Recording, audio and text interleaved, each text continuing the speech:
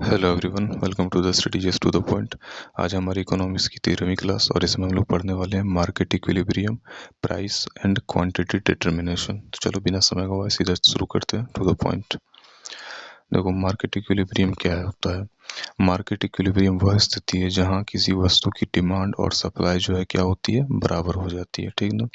फिर इस स्थिति में ना तो खरीदार ज़्यादा खरीदना चाहते हैं और ना ही विक्रेता जो है ज़्यादा बेचना चाहते हैं। तो ये स्थिति क्या कहलाती है, मार्केट इक्विलिब्रियम। जिस कीमत पर यह संतुलन बनता है उसे इक्विलिब्रियम प्राइस कहते हैं, ठीक ना। फिर उस कीमत पर बिकने वाली मात्रा को इक्विलिब्रियम क्वांटिटी कहा जाता है। इसी को क्या बोलते हैं, मार्केट इक्विलिब्रियम। ये जब सारी चीज़ें हो जाएं, चार चीज़ें हो जाएं, फिर इसका उदाहरण क्या है। उदाहरण ये है कि 20 रुपया पर टमाटर की मांग और आपूर्ति दोनों क्या है, 100 किलो है। 20 रुपया पर टमाटर की मांग भी कितनी है, 100 किलो, और आपूर्ति भी कितनी है, 100 किलो ही है। तो यही क्या कहलाती है, यही स्थिति इक्विलिब्रियम कहलाती है, ठीक है। चलो आगे बढ़ते हैं। इस प्राइस कैसे तय होती है, प्राइस डिटर्मिनेशन क्या है, मतलब कैसे तय होती है। तो बाजार में कीमत यानी कि डिमांड और सप्लाई में जो है आपसी टकराहट से जो है क्या होती है, प्राइस तय होती है। डिमांड सप्लाई में आपसी टकराव से जब भी कोई भी कीमत तब तक टिक नहीं पाती जब तक demand is equal to supply ना हो जाए। डिमांड यानी कि उतनी डिमांड के बराबर सप्लाई ना हो जाए तब तक कोई कीमत टिक नहीं पाएगी। जितनी डिमांड है उतनी सप्लाई करो, फिर जो है प्राइस तय हो जाएगी अपने आप। फिर आगे देखते हैं। देखो, जब डिमांड ज़्यादा हो जाए, ठीक है ना, तो एक्सेस डिमांड जब हो जाए तब क्या होता है, या तब होता है जब कीमत बहुत कम रखी जाती है, ठीक ना। लोग ज़्यादा खरीदना चाहते हैं लेकिन उतनी सप्लाई नहीं होती है, वस्तु की कमी होती है। खरीदार ज़्यादा दाम देने को तैयार हो जाते हैं, विक्रेता क्या करते हैं, कीमत बढ़ा देते हैं, ठीक ना। तो जब डिमांड ज़्यादा हो जाए तब क्या होता है, यह तब होता है जब कीमत बहुत कम रखी जाती है। फिर से ध्यान रखना, कीमत कम रखेगी तो क्या होगा, डिमांड ज़्यादा हो जाएगी। फिर लोग ज़्यादा खरीदना चाहते हैं लेकिन सप्लाई उतनी नहीं होती, सप्लाई जो है कम होती है, तो वस्तु की कमी होती है। तो और डिमांड ज़्यादा है तो क्या होगी, प्राइस लोग बढ़ा देंगे। खरीदार ज़्यादा दाम देने को तैयार हो जाता है, विक्रेता क्या कर देगा, कीमत बढ़ा देगा, ठीक ना। एग्जाम्पल के लिए सस्ता एलपीजी, ज़्यादा डिमांड है, शॉर्टेज हुआ, कीमत क्या हो जाएगी, तुरंत ऊपर चली जाएगी, ठीक।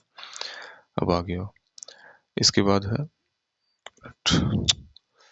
हाँ, इसके बाद है जब सप्लाई ज़्यादा हो जाए, ठीक है, तो एक्सेस सप्लाई हो जाए तब क्या होता है, यह तब होता है जब कीमत बहुत ज़्यादा रखी जाती है। कीमत ज़्यादा रख दी गई तो क्या होगी, विक्रेता ज़्यादा बेचने को तैयार होते हैं लेकिन खरीदार क्या होते हैं, कम होते हैं, वो ज़्यादा कीमत नहीं देना चाहेंगे। तो सामान नहीं बिकता है तो स्टॉक क्या होगा, जमा हो जाता है बहुत सारे सामानों का। विक्रेता क्या करते हैं, कीमत घटाने लगते हैं। कीमत जब वो घटाने लगते हैं तो फिर क्या करेंगे, लोग लोग ज़्यादा ज़्यादा खरीदने लग जाएंगे, ठीक ना। सिंपल, एकदम आसान है कि कीमत बहुत ज़्यादा कम रखी गई है तो विक्रेता क्या होंगे, विक्रेता चाहेंगे कि सॉरी, कीमत ज़्यादा रखी गई है तो क्या करेंगे, विक्रेता जो ज़्यादा सामान बेच देता हूँ मार्केट में, ज़्यादा सप्लाई कर देता हूँ, ज़्यादा जो है लाभ मिलेगा, लेकिन खरीदार कम होते हैं। खरीदार जैसे ही कम हो, क्योंकि ज़्यादा रुपया कोई नहीं देगा, और जैसे ही खरीदार कम होते हैं सामान बिकता नहीं है, स्टॉक जमा हो जाता है। विक्रेता क्या करते हैं, कीमत घटाने लगते हैं ताकि सामान बिके। उदाहरण के लिए टमाटर जो है 100 रुपये प्रति किलो है, लोग कम खरीदेंगे, क्या करेंगे, करना पड़ेगा, कीमत गिराना पड़ेगा, ठीक है। अब चलो नेक्स्ट। नेक्स्ट है इक्विलिब्रियम। इक्विलिब्रियम पर क्या होता है आखिर, देखो, demand is equal to supply होता है, हमने पढ़ा। जब डिमांड और सप्लाई दोनों बराबर हो जाए तो इक्विलिब्रियम होती है। ना शॉर्टेज है सामान का और ना ही सरप्लस है सामान का, आपूर्ति का। फिर कीमत जो है स्थिर रहती है, यही बाजार की क्या होती है, नेचुरल पॉलिसी होती है, ठीक है। इसी को इक्विलिब्रियम पर बोलते हैं हम लोग कि क्या होता है। फिर इक्विलिब्रियम क्वांटिटी क्या होती है, देखो, इक्विलिब्रियम प्राइस पर जितनी मात्रा खरीदी और बेची जाती है उसी को इक्विलिब्रियम क्वांटिटी कहा जाता है। फिर यही बाजार की वास्तविक ट्रांजैक्शन क्वांटिटी होती है, ध्यान रखना है। इक्विलिब्रियम प्राइस पर जितनी मात्रा खरीदी और बेची जाती है वही इक्विलिब्रियम क्वांटिटी होती है। जैसे 100 रुपया किलो जो है टमाटर है और 100 किलो ही आपूर्ति है, तो वो 100 किलो का क्या हो जाएगा, वही ट्रांजैक्शन क्वांटिटी हो जाएगी, ठीक। अब आगे बढ़ते हैं। अब देखो ग्राफ की क्या स्थिति है। ग्राफ की स्थिति आप देख सकते हो यहाँ पर। ग्राफ की स्थिति ये हो जाएगा सप्लाई का लाइन, ये हो जाएगा डिमांड का लाइन, और ये जो है इधर है प्राइस, इधर है क्वांटिटी। अब गौर करो, ये दोनों जहाँ पर कट करते हैं, ये वाला पॉइंट, यही पॉइंट क्या कहलाता है, इक्विलिब्रियम पॉइंट कहलाता है, ठीक है। ये ग्राफ की स्थिति। तो डिमांड कर्व जो है नीचे की ओर जाती है, सप्लाई कर्व ऊपर की ओर जाती है। जहाँ दोनों मिलते हैं वही क्या होती है, इक्विलिब्रियम पॉइंट होता है। लेकिन आप देख सकते हो सप्लाई कर्व ऊपर गया है और डिमांड कर्व जो डी वाला है हिस्सा है ये वाला, वो नीचे गया है, ये ऊपर गया है। फिर वहीं से प्राइस और क्वांटिटी तय होती है। अब आगे बढ़ते हैं, इक्विलिब्रियम क्यों बदलता है। देखो, क्योंकि डिमांड या सप्लाई हमेशा एक जैसा नहीं रहता है, इसलिए क्या होगा, इक्विलिब्रियम बदलेगा। जैसे income, population, technology, government policy सब जो है क्या करते हैं, डिमांड और सप्लाई पर असर डालते हैं, और इसलिए डिमांड और सप्लाई हमेशा एक जैसा नहीं रह सकता। इतने सारे फैक्टर्स हैं उसको असर डालने के लिए। फिर आगे बढ़ते हैं। अब देखो, अगर डिमांड बदले और सप्लाई जो है सेम रहे तब क्या होता है। देखो, अगर यदि डिमांड बढ़ गया, बदलने का मतलब है डिमांड या तो बढ़ेगा या तो घटेगा, दो ही चीज़ हो सकता है। तो डिमांड अगर बढ़ेगा तो मतलब क्या होगा, प्राइस बढ़ा देगा आपूर्तिकर्ता, ठीक है ना, ज़्यादा लाभ कमाने के लिए। और क्वांटिटी भी क्या करेगा, बढ़ा देगा, ठीक ना। फिर डिमांड अगर घटेगा तो प्राइस भी क्या करेगा, घटा देगा, और क्वांटिटी भी क्या करेगा, घटा देगा, क्योंकि सप्लाई सेम है, ठीक ना। उदाहरण के लिए, इनकम बढ़ी तो कार की डिमांड क्या हो जाएगी, बढ़ जाएगी, सिंपल सी बात है। और अगर सप्लाई बदले, ठीक है, और डिमांड जो है सेम रहे, इस बार उल्टा है, सप्लाई बदल गया तो बढ़ाया तो घटा, लेकिन डिमांड मांग उतना ही है। सप्लाई बढ़ाया तो सप्लाई ज़्यादा बढ़ गया, मार्केट में सामान ज़्यादा है, डिमांड सेम है, तो क्या होगा, प्राइस घटाना पड़ेगा ताकि लोगों की इच्छा हो खरीदने की। और क्वांटिटी क्या हो गई है, बढ़ गई है सप्लाई बढ़ने से। और जैसे ही सप्लाई घटा दी है तो प्राइस क्या होगा, बढ़ेगा, और क्वांटिटी क्या हो जाएगी, घट जाएगी मार्केट में। उदाहरण के लिए, एक बढ़िया टेक्नोलॉजी आ जाएगी तो मोबाइल सप्लाई क्या हो जाएगी, बढ़ जाएगी, यानी कि मोबाइल जो है ज़्यादा से ज़्यादा उत्पादन हो रहा है तो क्या होगा, सप्लाई बढ़ जाएगी, क्योंकि टेक्नोलॉजी बेटर आ गई है उसको बनाने के लिए। फिर इसके बाद है डिमांड और सप्लाई अगर दोनों बदले तो क्या होता है। देखो, क्वांटिटी का डायरेक्शन अक्सर जो है क्लियर होता है, ध्यान रखना, क्वांटिटी का डायरेक्शन अक्सर जो है क्लियर होता है।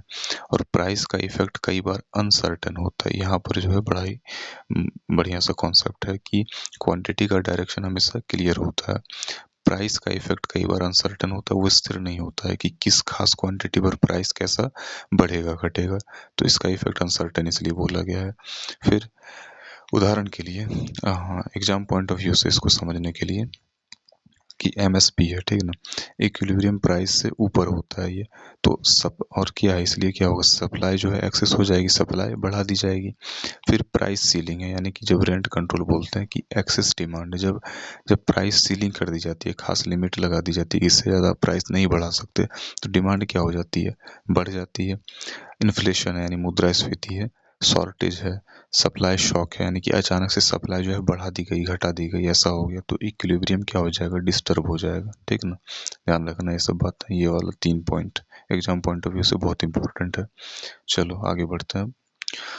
हाँ, तो हमारा आखिरी आ गया जब ये स्लाइड कि अब इसकी समरी देखेंगे हम लोग। देखो, मार्केट इक्विलिब्रियम वह अवस्था है जहां बाजार में किसी वस्तु की डिमांड और सप्लाई क्या हो, बराबर हो जाती है, जिससे जो है इक्विलिब्रियम प्राइस और इक्विलिब्रियम क्वांटिटी क्या होती है, तय होती है।